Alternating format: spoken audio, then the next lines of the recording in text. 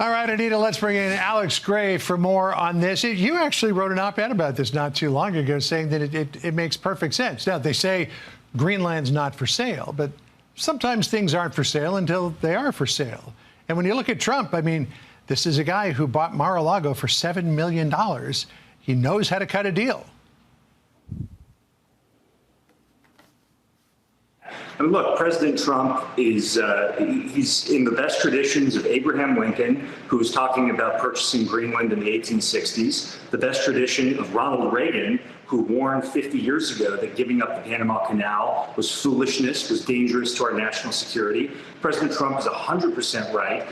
Greenland has strategic value to the United States, both minerals and strategic for our national security and our defense. And giving up the Panama Canal in the 1970s was one of the most foolhardy strategic decisions in the history of this country. President Reagan was right that it was a mistake. President Trump is right that it was a mistake. And President Trump's probably the first leader since Ronald Reagan who has the courage to do something about it, and I hope he does. How do you convince Denmark, which has ownership over Greenland, to sell? Apparently, according to some reports back in 2019, Trump was offering to trade Puerto Rico for it. Give the Danes a little nice tropical island. But I don't think anybody would actually go for that. Well, there are a lot of things you can do to create an environment where we can take over the defense of Greenland. We can take over a significant part of the national security obligations that Denmark currently has for Greenland. The Greenlanders have said publicly they're going to get independence at some point. So the question is, when they get independence, are the Chinese and the Russians going to be there to greet them and to do things that certainly are not in the sovereign interests of the Greenlandic people? Or is it going to be the United States who's there to make sure that both our security and the sovereignty of the Greenlanders themselves are protected? And I would much rather have Donald Trump waiting for the Greenlanders when they get independence than Xi Jinping. I mean, it really is a gorgeous place, albeit cold. I also wanted to ask you about Trump and the Panama Canal, because he seems to be in a little bit of an online feud with the president, José Raúl Mulino. José Raúl Mulino said of Trump saying that he would take back ownership of the canal, said, quote, "As president, I want to express precisely that every square meter of the Panama Canal and its adjacent area belong to Panama and will continue to be. The sovereignty and independence of our country are non-negotiable," to which, as Jackie pointed out, Trump posted a picture of the bow of a ship transiting the canal with an American flag on it saying, "Welcome to the United States Canal." I mean, obviously, this is just leverage to try to lower fees. Is there any way Trump could take it back? Well, I think we should have a serious discussion about the failure of the United States under the Carter administration to give up one of our most significant strategic points in the world. It was one of the greatest American engineering and strategic achievements of the 20th century. Let's have a conversation about what has happened in the last 10, 15 years, where China is now dominating the Panama Canal and threatening our interests in the Western Hemisphere. I think President Trump is in a great position to talk seriously about what it would look like for the United States to enter into some sort of negotiation with Panama to have a future stake, a more comprehensive American stake in something we built with American blood, sweat, and tears under Teddy Roosevelt. Yeah, and then there's the trolling of Justin Trudeau, which this president continues to do mercilessly. Here's what he said on Wednesday on Truth Social. "No one can answer why we subsidize Canada to the tune of over $100 million a year. Makes no sense. Many Canadians want Canada to become the 51st state. They would save massively on taxes and military protection. I think it's a great idea. 51st state." Now, I say this as a person who was born in Canada and emigrated to the United States back in 1989, became a U.S. citizen a week after 9/11. For Canadians, it would save them 30% going to Disney World if they were using American dollars instead of Canadian dollars. Well, in addition to that, John, it'd be nice if the Canadians would spend more than 1.3% of their GDP on defense and actually start contributing to protecting North America. So, in addition to Disney World, it'd be great if we could get some help from them defending our shared border and defending the Arctic.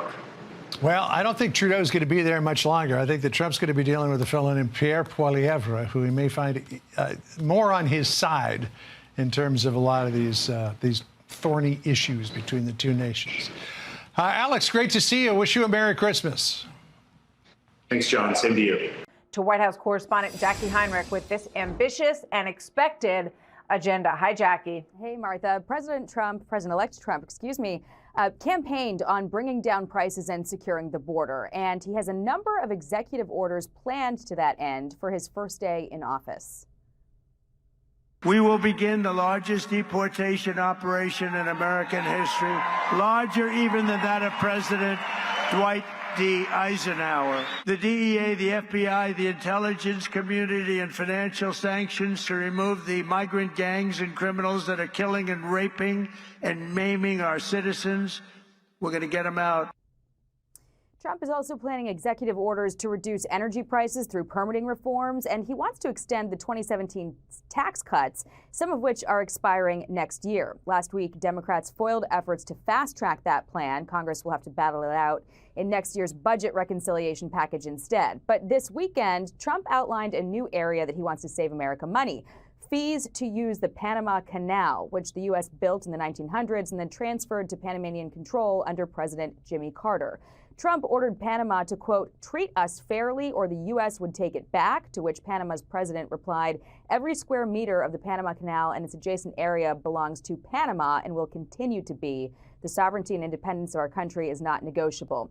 Trump responded, we will see about that, plus an image of an American flag planted in the canal.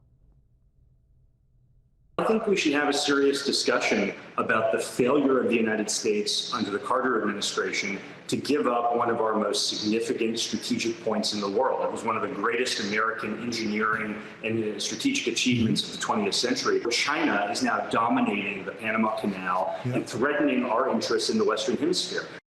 Trump also re-upped interest in buying Greenland from Denmark, to which Denmark said Greenland is not for sale. Martha. Jackie, thank you. I was amazed when the president's speaking a lot when he was on the campaign trail. What do you do? And it drives people crazy, but they just say, new audience, I got to give the same message every single time. And sometimes you carry the message and you go, wow, it's the same speech. Since the president won, he's putting new things into all his remarks, whether it's the Patriot Awards or what we saw yesterday in front of Charlie Kirk's group. Yeah. I think part of it is like when you're running for office, you want to be very consistent and tell people this is what I'm going to do. Now he's won. It's not like he's making some giant crazy turn here. He's just trying to maybe put some meat on the bones of what the agenda is going to be now that he's got the power soon of governance. Let's watch a little bit from what he said yesterday. Watch this. So we got the highest vote ever for a Republican candidate. We won by 36 points with young people. That never happens. A Republican loses by 36 or 40. So I'm going to have to start thinking about TikTok. We did go on TikTok, and we had a great response with billions of views, billions and billions of views. They brought me a chart, and it was a record, and it was so beautiful to see. And as I looked at it, I said, maybe we got to keep this sucker around a little while, you know. On my first day back in the Oval Office, I will sign a historic slate of executive orders to close our border to illegal aliens and stop the invasion of our country. And on that same day, we will begin the largest deportation operation in American history, and we will create the new Department of Government Efficiency headed by Elon Musk. And no, he's not taking the presidency. I like having smart people. You know, they're on a new kick. Russia, Russia, Russia, Ukraine, Ukraine, Ukraine, all the different hoaxes. And the new one is, President Trump has ceded the presidency to Elon Musk. No, that's not happening. But Elon's done an amazing job. Isn't it nice to have smart people that we can rely on? But no, he's not going to be president, that I can tell you. And I'm safe. You know why? He can't be. He wasn't born in this country. Has anyone ever heard of the Panama Canal? Huh? Because we're being ripped off at the Panama Canal like we're being ripped off everywhere else. When President Jimmy Carter foolishly gave it away for $1, $1. During his term in office, it was solely for Panama to manage and not for China or any other country to manage. It was given to Panama and to the people of Panama, but it has provisions. You got to treat us fairly, and they haven't treated us fairly. If the principles, both moral and legal, of this magnanimous gesture of giving are not followed, then we will demand that the Panama Canal be returned to the United States of America in full, quickly, and without question. So those are some of the things I was talking about. So he's talking about an Iron Dome for the country. I want Greenland from Denmark. And by the way, I want the Panama Canal. So I asked the brain room about the Panama Canal. They say there's no proof that China owns any portion of it. We use 72% of all traffic is American, and the prices did go up 15%, nearly $5 billion over the last year. But they say it's because of low water levels, and they have to slow down the amount of traffic that goes through. But you know what? Rattle their cage, make them justify it, and let's see if we can get those prices down. After all, we are a frequent customer. I do think part of this, though, is national security. You think of Greenland, for example. The Arctic is a major, I think, battle area for the future in terms of who controls the Arctic. And I think the same applies to the Panama Canal. China may not control it, but they, my understanding is, have some very strategic interests in that area. So part of this, I think, is Trump starting a negotiation with, we want the whole thing back. And then the Panamanians might say, well, hang on, no, but let's have this conversation. Trump just announced yesterday his ambassador to Denmark, which owns Greenland. Can you imagine having that job now, or being the ambassador to Panama? You're going to have a busy opening few weeks here. I think it's one of the PayPal mafia. It's Ken Howry, ambassador to Denmark. So I think he's probably like, good, I want something to do. I'm sure he put that person there with this exact thing in mind, because he posted on True Social, for purposes of national security and freedom through the world, the United States of America feels that the ownership and control of Greenland is an absolute necessity. This is something that he brought up during his first term in office in Denmark, which, I mean, Greenland is a sovereign nation, but under the Kingdom of Denmark's authority, I guess. Sovereignty, they're within that kingdom. It's an autonomous nation. Yes. Anyway, Donald Trump was mocked for saying it, but he clearly has a plan for why he wants to control Greenland or take it under the United States' umbrella. And one of the things I'm just pure speculation here is he is talking a lot about how to get criminal illegal immigrants out of our country. And if countries like Venezuela that we don't have relations with won't take them back, maybe he'll build a facility in Greenland and ship them there. That would for sure be a deterrent for people to come to the country if they know that they're going to Greenland. Very cold. Yeah. Put it this way. I think my prediction, we get it. Like, get it? I think we get Greenland. My prediction, it's huge. What's say to December 23rd? Yeah. December 23rd, 2024, I believe by the end of his term, we'll get Greenland. Okay, so because he loves real estate. Yeah. Mark it down. Right, and we'll see. And I'll tell you what, I'm wondering what Denmark needs from us. Or I wonder what Greenland has to say about this. I don't know how they would feel about it. They do have a government. A couple fun facts about Greenland. Do you know the population of it? 56,699 people. And that's because 75% of it is covered in a sheet of ice. And the capital city is Nuuk. Really? Yeah. I would never have picked Nuuk. N-U-U-K, right? That's right. Right. So Iceland's nicer than Greenland. And the Vikings are responsible. Yeah, Iceland is greener than Greenland.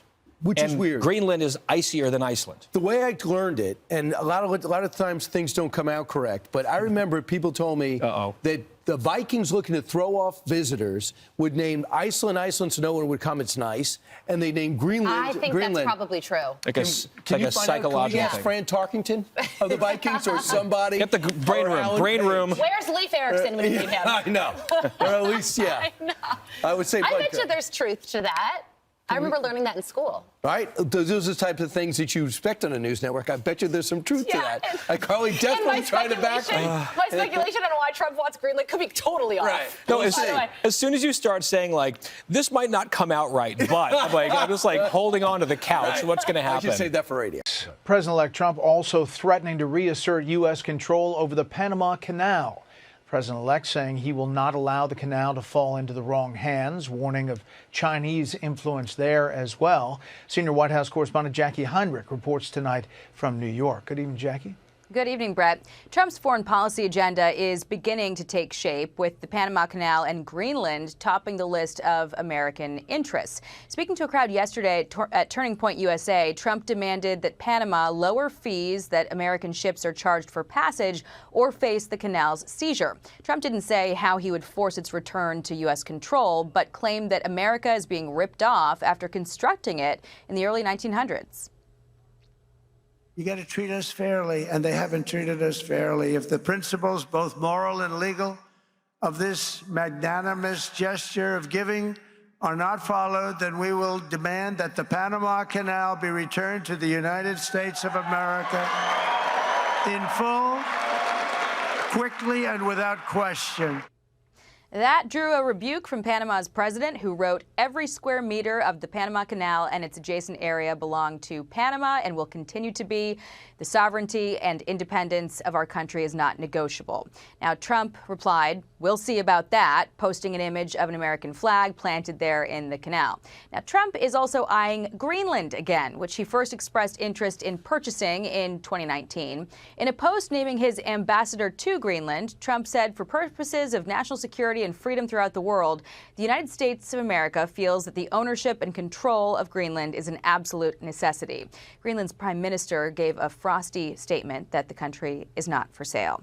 Now, so far, no response from leading Democrats. The party is left with no heir apparent when Biden leaves office later on in January. Wall Street Journal reports the party has yet to land on a clear message or a clear leading messenger, leaving the president-elect mostly unchallenged, even as Republicans expose their own vulnerabilities and divisions when Trump nearly derailed a stopgap funding deal with last-minute demands. Biden has largely stayed out of public view in recent weeks as Trump continues to hold meetings with business executives and world leaders. He announced yesterday that Russian President Vladimir Putin is seeking a meeting with him as soon as possible. Brett. Jackie, thanks. Thanks. Hey, Sean Hannity here. Hey, click here to subscribe to Fox News YouTube page and catch our hottest interviews and most compelling analysis. You will not get it anywhere else.